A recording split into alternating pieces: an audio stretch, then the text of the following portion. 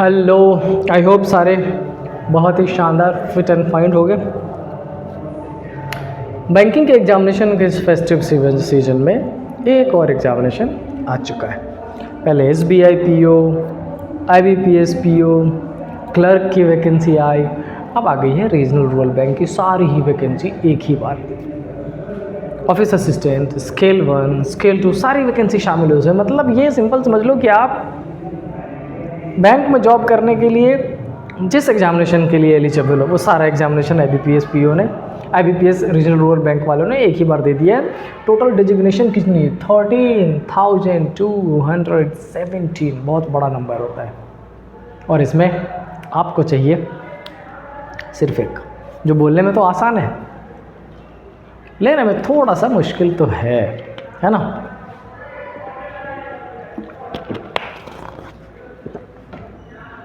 क्योंकि banking examination अब competition जो है बहुत ज़्यादा हाई है, बहुत ज़्यादा हाई है। मतलब आपकी प्रिपरेशन बहुत शानदार होनी चाहिए। चलिए ये सारी बातें करते रहेंगे, लेकिन अभी पहले देख लेते हैं कि रीजनल रूरल बैंक ने क्या क्या इन्फॉर्मेशन दी है इस वैकेंसी के बारे में। डेट क्या दे रखा है? 1 सितंबर 2025 को, मतलब कल ही शुरू हुआ है। एप्लीकेशन फॉर्म का फिल होना कल शुरू हो चुका है।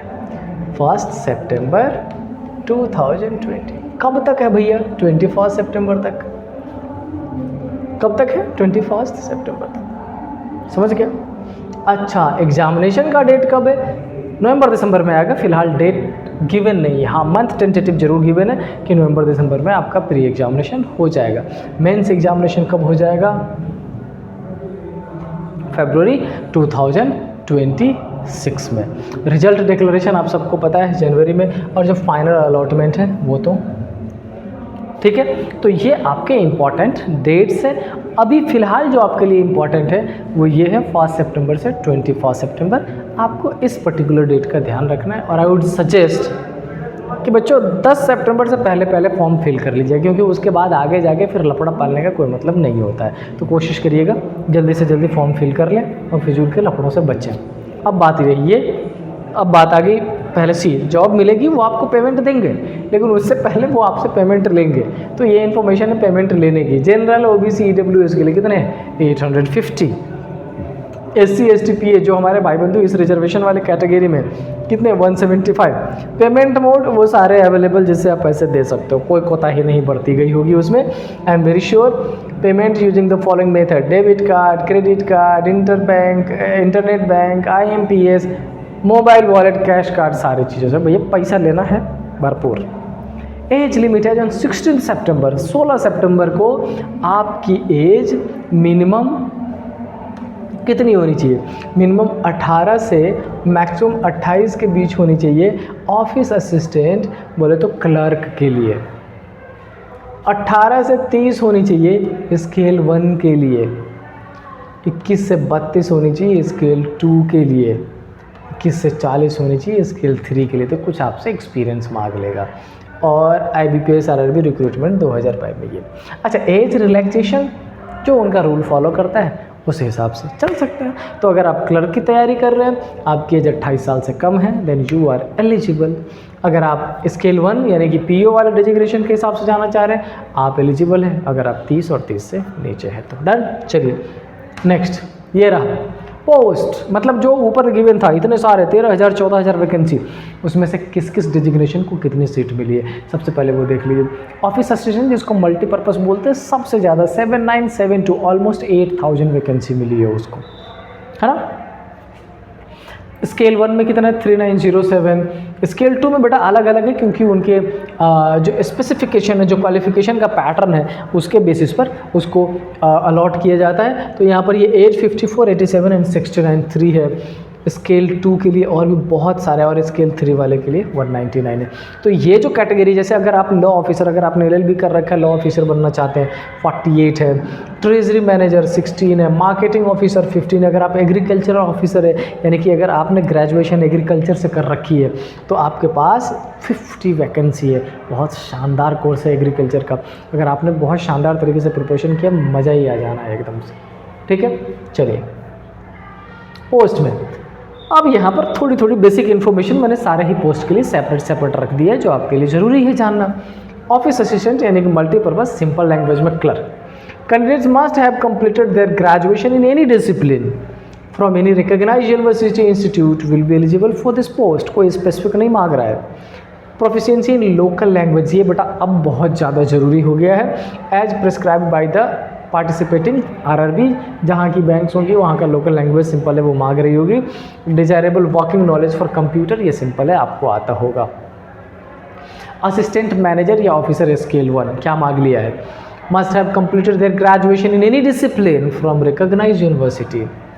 प्रेफरेंस, ध्यान से देखना, preference will be given to the candidates having degree in agriculture, horticulture, forestry, animal husbandry, veterinary, यानी कि ये ऐसी मतलब ग्रेजुएशन की स्किल जिससे एक ज़माने में लोग बचना चाहते थे।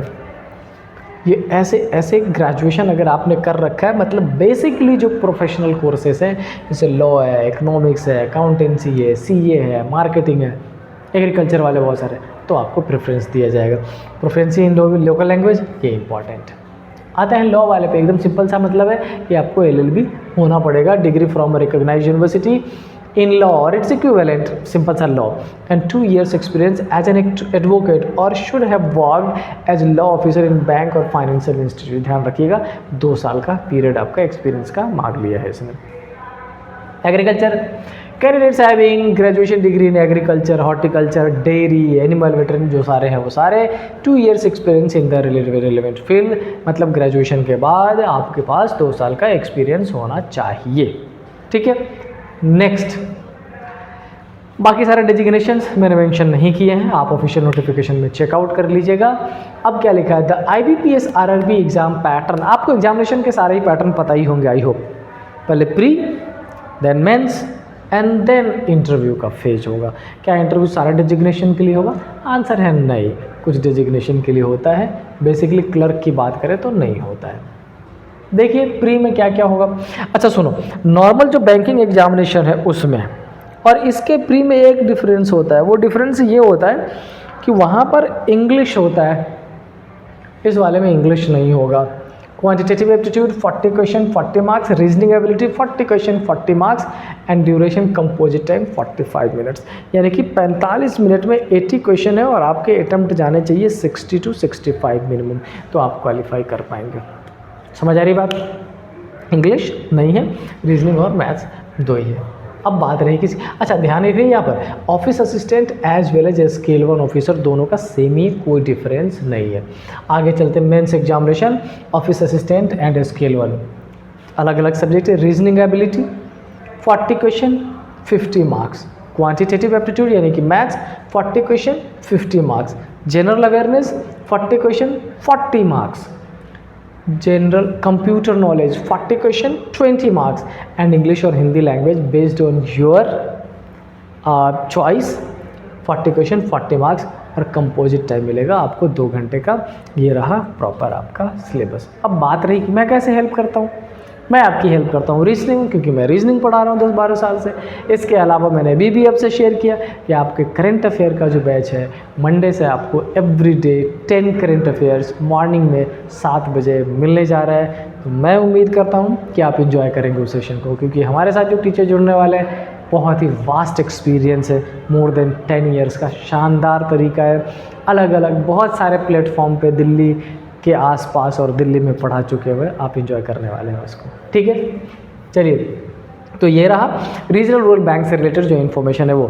एट द एंड मैं आपको बैंकिंग से रिलेटेड, चूँकि मेरा खासा एक्सपीरियंस पढ़ाने का बैंकिंग सेक्टर का, एसएससी पढ़ाया है मैंने, कैट पढ़ाया है मैंने, लेकिन बैंकिंग वाले में ज़्यादा इन्जॉय किया है। तो मैं ये बताना चाहता हूँ आपको कि आप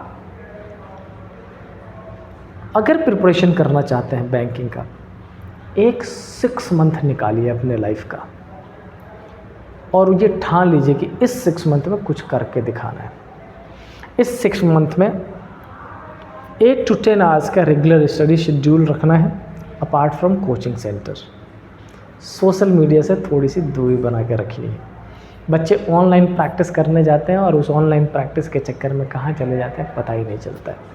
पैटर्न में ऑनलाइन ऑफलाइन दोनों का सेगमेंटेशन बहुत ज़्यादा ज़रूरी है। सिर्फ ऑनलाइन पर डिपेंडेंट रहिएगा, काम नहीं चलेगा। टू बी वेरी फ्रैंक, अगर ख़राब लगे तो लग जाए, लेकिन ये आपके अच्छे के लिए बोल रहा हूँ, सिलेक्शन नहीं होगा सिर्फ ऑनलाइन पर डिपेंडेंट रहे तो। प्रैक्टिस ऑफलाइन सेट लगाना बहुत ज़्यादा ज़रूरी है, ठीक है। तो प्रॉपर शेड्यूल बनाइए, प्रॉपर प्रिपरेशन का पैटर्न बनाइए और हिट करिए। एक 6 महीना बहुत ही शानदार तरीके से सिलेक्शन होगा, 100% होगा। बहुत सारे बच्चे मैंने ऐसे देखे हैं जो मैथ्स में आउटस्टैंडिंग परफॉर्म कर रहे होते हैं, इंग्लिश में आउटस्टैंडिंग परफॉर्म कर रहे होते हैं, नहीं हो पाता सिलेक्शन, क्योंकि कहीं ना कहीं किसी एक सब्जेक्ट में कमी रह जाती है, दिक्कत हो जाती है। सो आई वुड रिक्वेस्ट यू कि ना केवल एक सब्जेक्ट, सारे ही सब्जेक्ट को प्रॉपर चांस दीजिए, प्रॉपर टाइम दीजिए सारे सब्जेक्ट पे। हाँ, जिसमें आपकी पकड़ अच्छी है उसको और एक्स्ट्रा टाइम दीजिए, क्योंकि वो आपको 100% मार्क्स दिलाने वाला है। समझ रहे मेरी बात? वो अच्छा है और अच्छा कर लीजिए, उसमें तो लेना ही लेना है, ऐसा वाला कॉन्सेप्ट होना चाहिए। चलिए मिलते हैं नेक्स्ट में। अपना जो 45 डेज वाला बैंकिंग हमारा चल रहा है और 45 डेज वाला जो एसएससी हमारा चल रहा है, कल से हमारा उसमें चैप्टर शुरू होने वाला है, direction distance. Properly within 2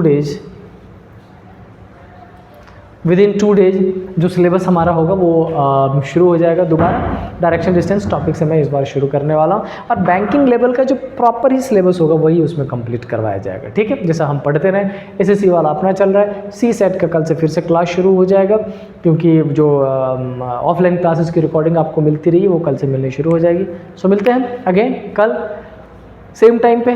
till then stay happy. जय हिंद।